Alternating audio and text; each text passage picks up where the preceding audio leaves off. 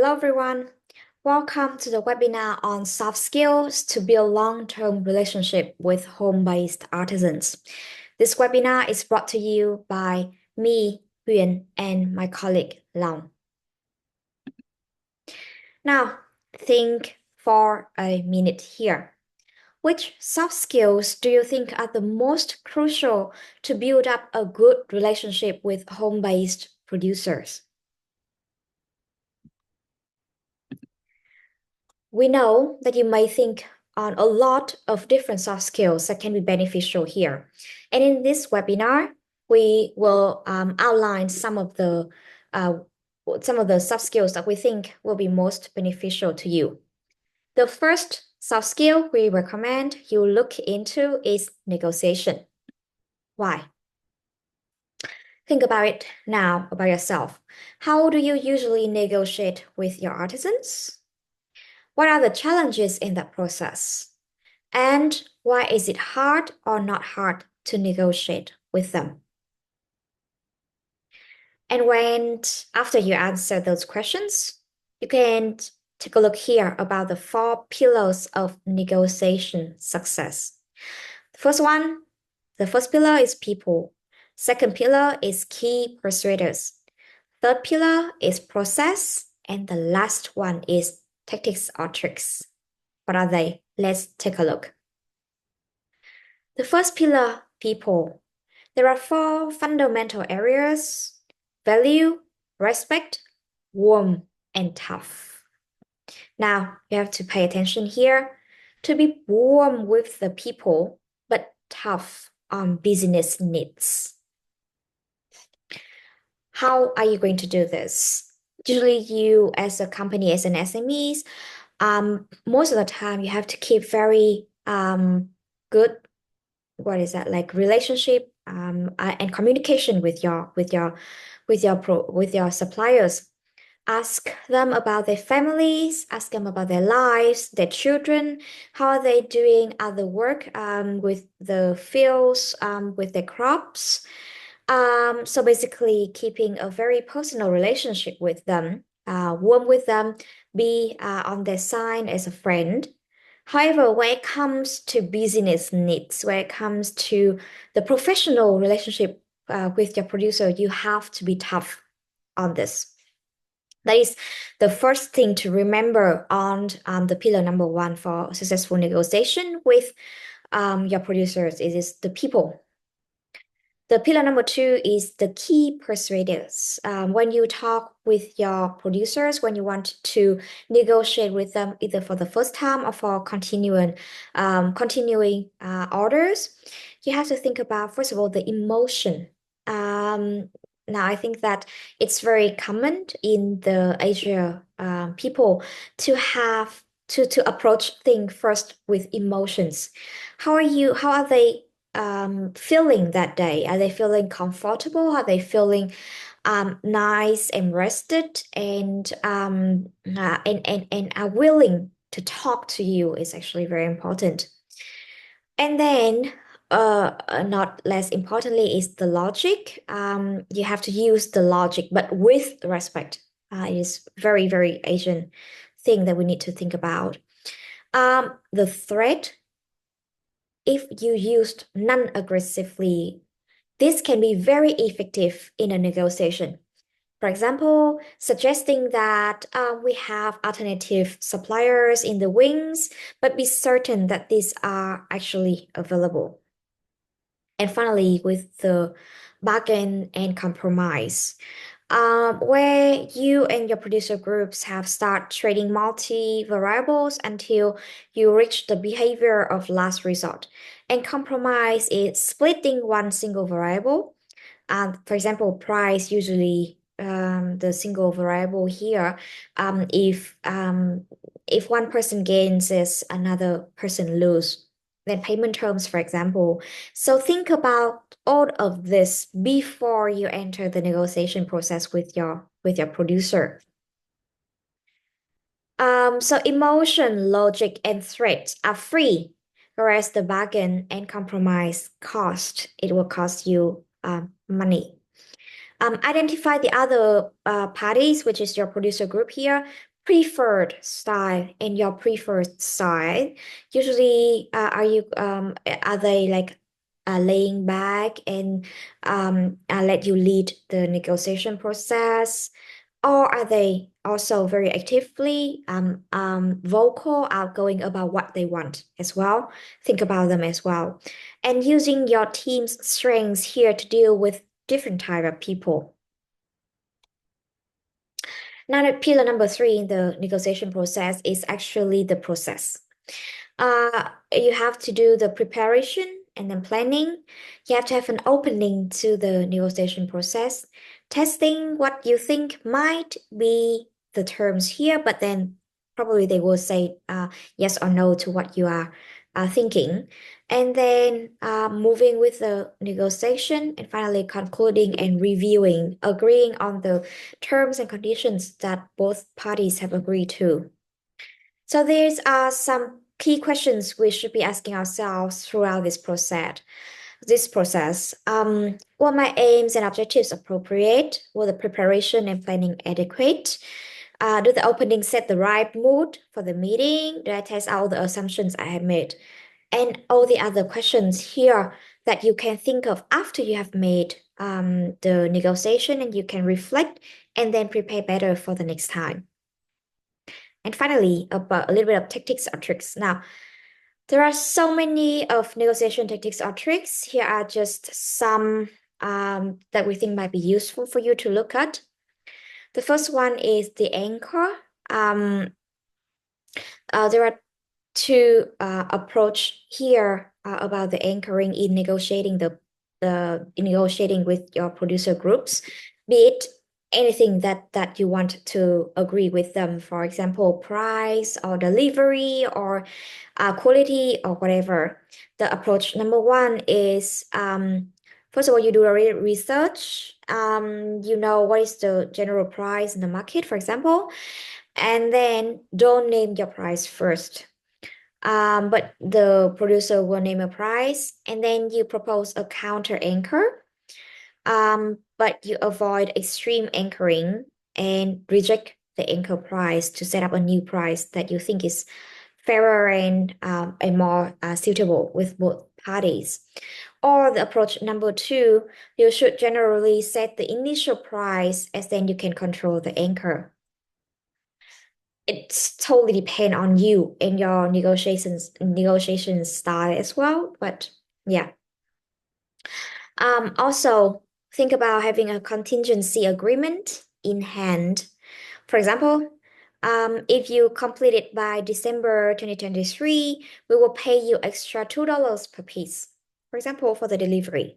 Or if you cannot deliver before November 15, we will deduct $2 per piece.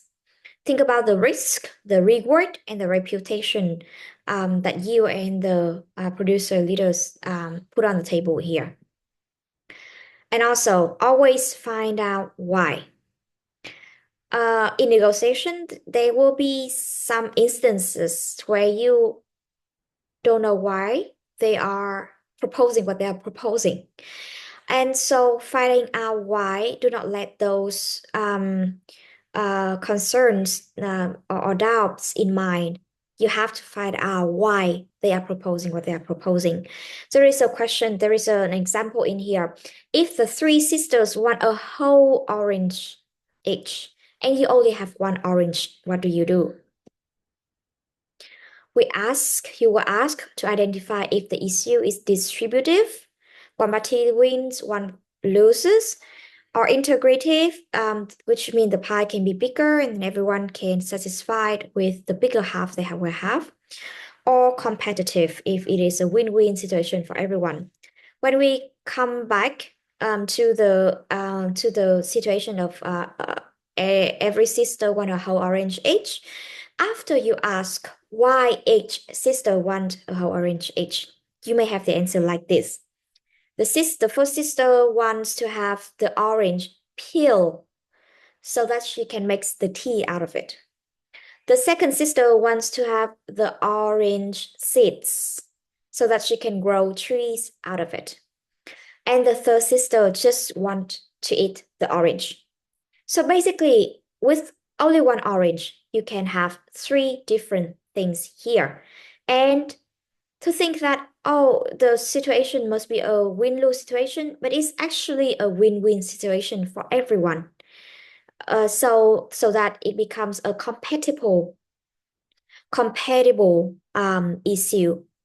And so that is why it is important to ask the questions why in negotiation with your producer group. Okay. And in a negotiation, there can be multiple distributive, integrative, or compatible issues. Think about it like when you talk with them, there will be price, delivery, advancement, money, and many, many other things. So use it wisely.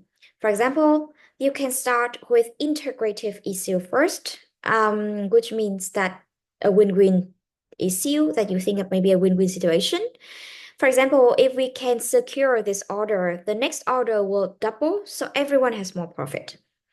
Then to negotiate with the distributive issue, for example, the price. Okay, when it comes to negotiation, you can also think about the notion of fairness. Some rules about fairness around here that should be taken into consideration. The equality rule, everything splitting evenly. The equity rule, who contributes more gets more. And the needs-based rule, who needs it most gets it. For example, in the hospital. And find a fairness rule that works for you and recognize the other's notion of fairness. Frame your deal on explaining how it is fair for everyone. And this can work well within the producer team. For example, the people putting in more time can claim more profit. For example, all the people who create like longer fabric will claim more profit, for example. And also using the word because. Always give a reason, as people are more likely to comply when you give a reason. It's a fact and has been proved with the research. So do not just go on the surface with, okay, we think this, but also go into details and give your explanation because it will be blah, blah, blah, as well as it will be more coming more to your advantage when negotiating. We also think about cultural influence in the context here as like a more collectivist country, meaning people tend to define themselves through their group. A strategy can be group influencing.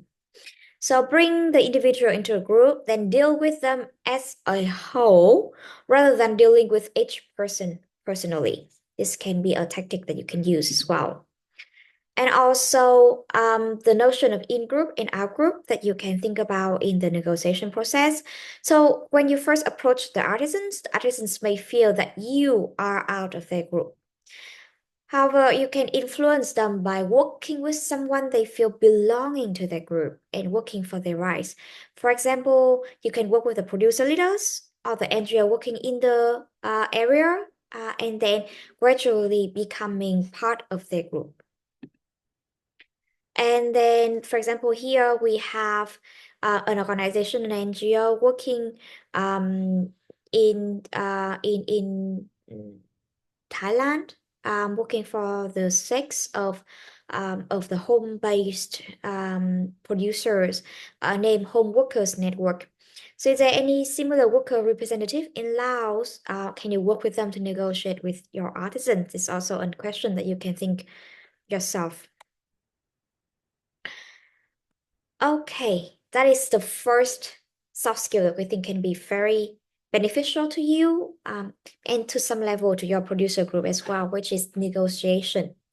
The second soft skill you can think about is management. Now, some general rules about management. First of all, you have to have clear communication. We will discuss this a little bit later on the third part of our presentation. And then second part is formal documentation. The third part is follow the timeline closely. And the fourth part is regular check-ins. Formal documentation. So try to document all of the agreements that you have with your producer groups about product specifications and quality with picture samples, for example, the price, the delivery time, and any other aspects that you need. And if you cannot persuade them to sign, record by audio or video their understanding of the order. Why? Because people tend to comply more with something they explicitly agreed to before. Second part is follow the timeline closely. If needed, break down the order into 3 or 4 milestones. For example, the order will be for 3 months, and then you can say that after each month, you will check with them how is the order going along, or even if you want to every week or every 2 weeks, for example. Allow longer lead times in case in case your order rely heavily on the producer groups. Another way you can think about is you can divide the batch. You can divide the order into smaller batches. If you have, for example, if you want to, for example, 200 items, you can tell them the first batch will be 50 items. And then the producer group makes it. You check, you give the feedback, and then you order them the next batch of 50 items so that you can always following them in terms of the order. And also regular check-ins are very important. It would be best if you have a person in the producer's village for in-person check-ins. If not, try to video calling them. If it cannot be done, ask the producer leader to check in their members regularly and feedback to you. And the third part about soft skill, we think very, very crucial to the relationship between SMEs and the producer groups are communication. Okay, so think about have channels for communications with your artisans, whether it is WhatsApp, video calls, or what are they most comfortable with. And make sure the artisans are comfortable with this channel. General rules number 2 is have a conflict resolution plan. What is that? That is something that you can use to resolve any disputes amicably, which is in a friendly way.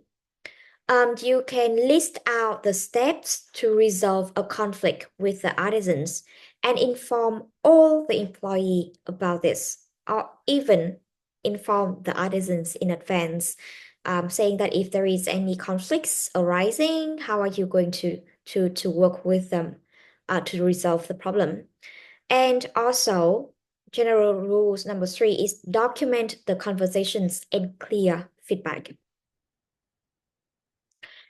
And express your gratitude regularly to them as well. A simple thank you can get a very long way. I believe that all of you, when you choose to work with home-based artisans, you are already taking that into your heart already. However, just remind your employees about this and sharing your long-term vision and plan. Now, not everyone will know what you are doing as an owner of an SMEs, and especially the home-based weavers of the village may not know this as well.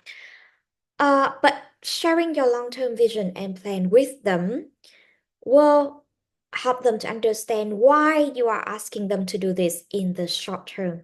And it will help you much better in terms of increasing the compliance rate or the correct orders that you will receive from your producers. And then another rules that I've talked about before, warm with the people, but tough on business needs. You can always ask them about their families, other works. You can build your credit with them and be a friend with them, but be firm. No budging when the business terms are fixed. Of course, there is some flexibility is needed. However, if you keep being firm with the producer groups, then gradually they will become more and more aware of how they should work with you. And finally, listen first and then speak the language. Listen, really listen, and then summarize what you understood the speaker or your producer um, have said. Ask them to repeat their key points and then try summarizing again if your producers do not feel that you got it right. And then adapt your language to ensure both parties are on the same page. That's it. For some of the soft skills that we think you may need to enhance for a long-lasting relationship with your artisans working at their homes. Thank you very much for paying attention to this webinar, to this presentation. If you have any concerns or questions, this is my email and WhatsApp so that you can reach out to me. Again, thank you very much and have a great day.